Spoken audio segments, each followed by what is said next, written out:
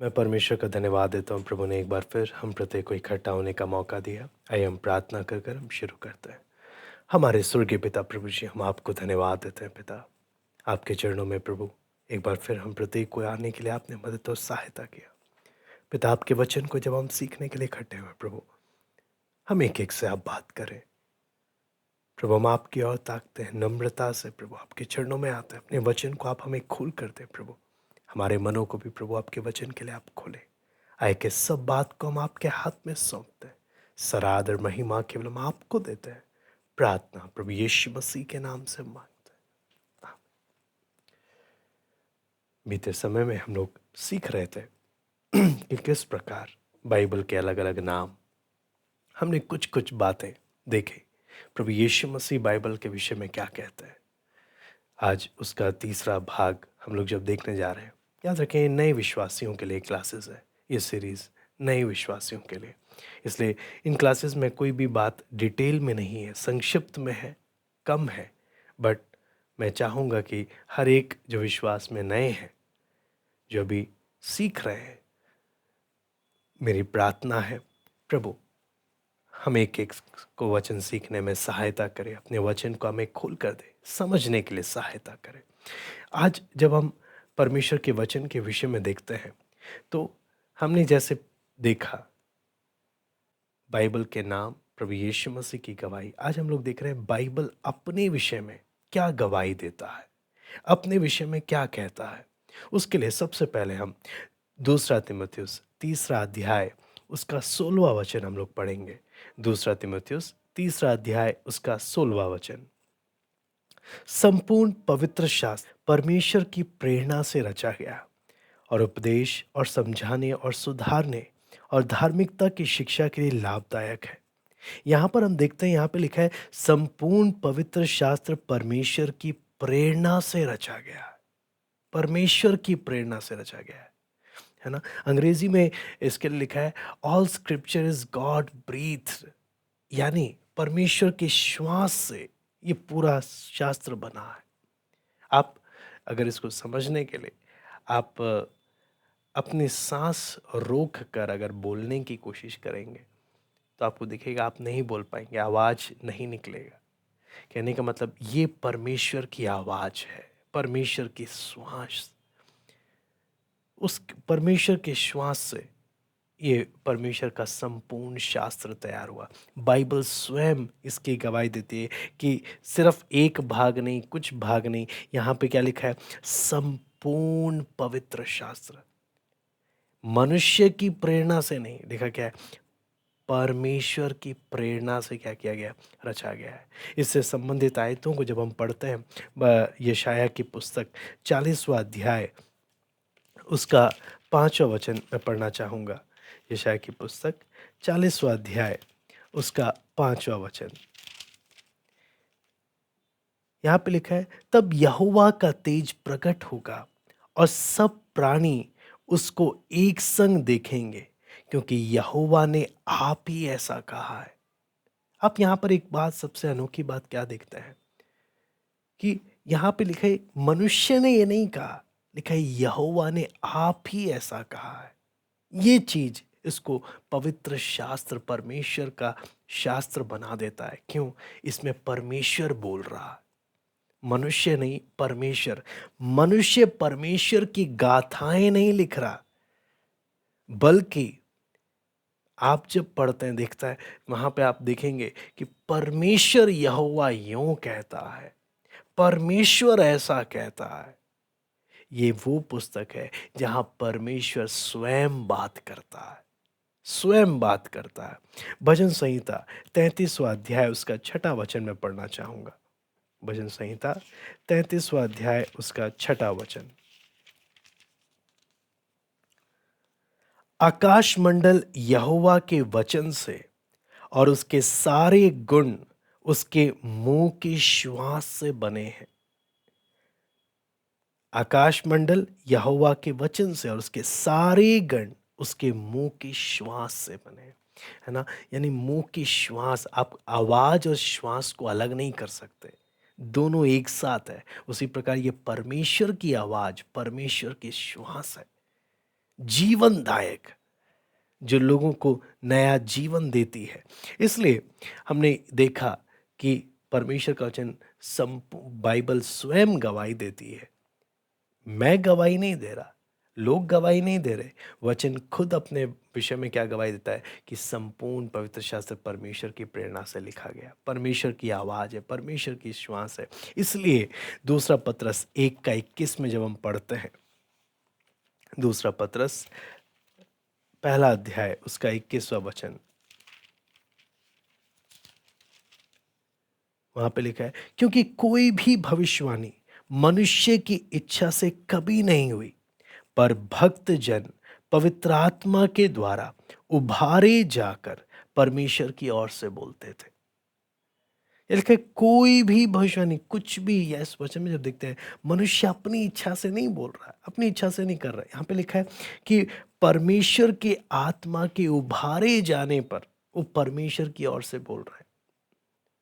कई बार लोग बोलते हैं कि अगर बाइबल को मनुष्यों ने लिखा है, जैसे कि लोग, आप बोलते हो, खुद ही बोलते हो कि 40 से अधिक लोगों ने इसे लिखा है ना, इसको 1600 साल लगे, और उसमें कुछ मछुआरे थे, कुछ राजा थे।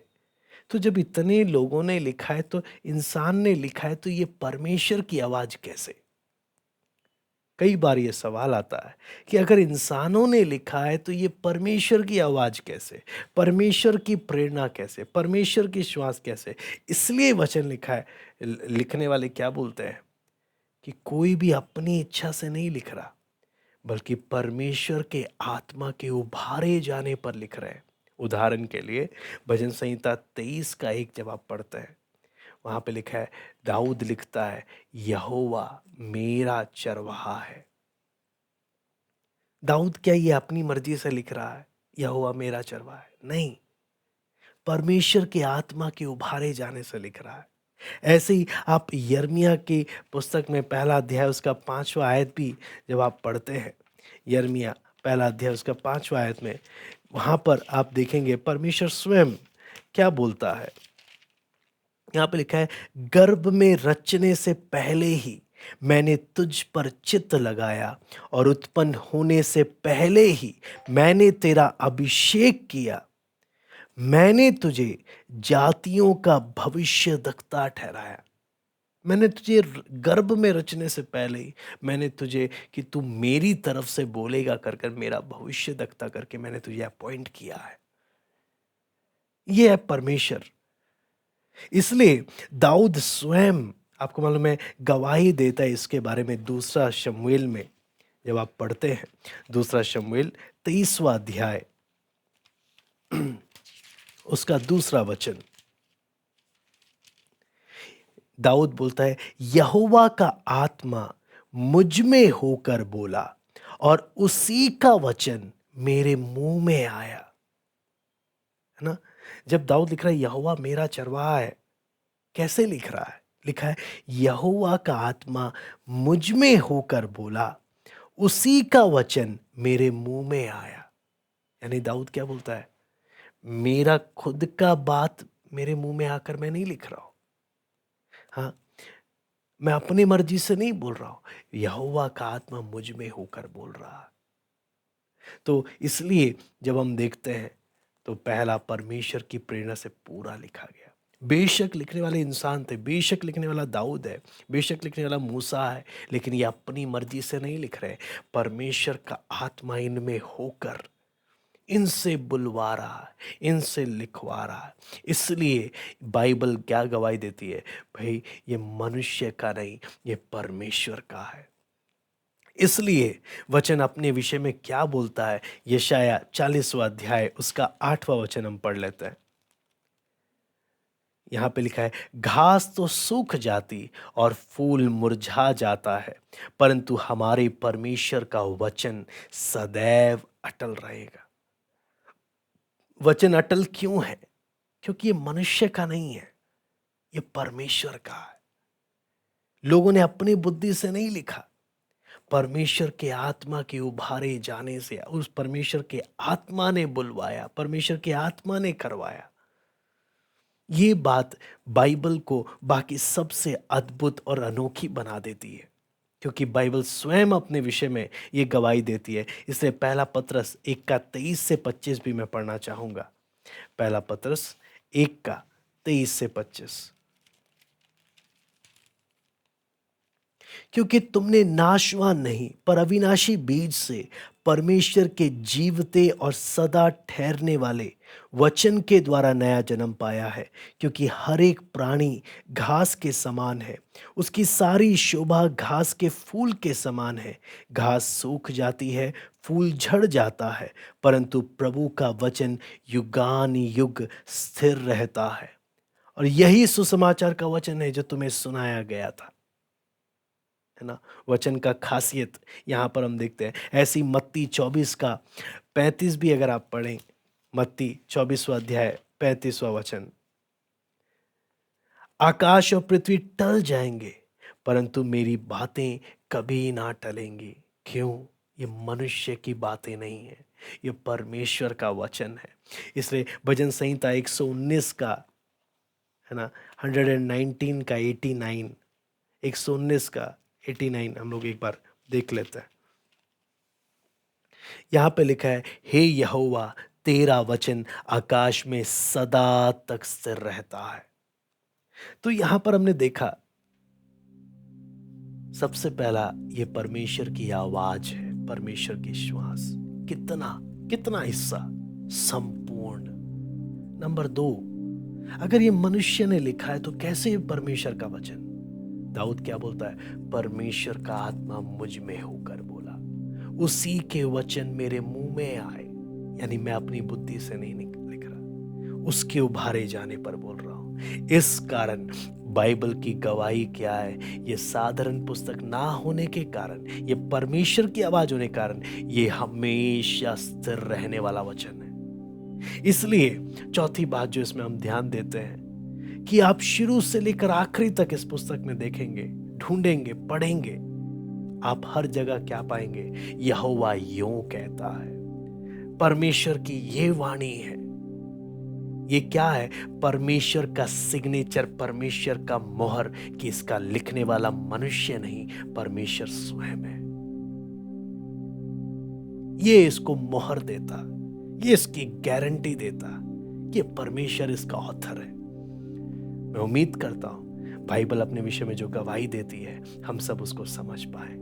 आइए हम प्रार्थना करते हैं। हमारे स्वर्गीय पिता प्रभु जी, हम आपको धन्यवाद देते हैं। प्रभु, कुछ समय पिता हमने आपके चरणों में आपके वचन को अध्ययन करने का आपने मौका दिया कि बाइबल अपने विषय में क्या गवाही देती है।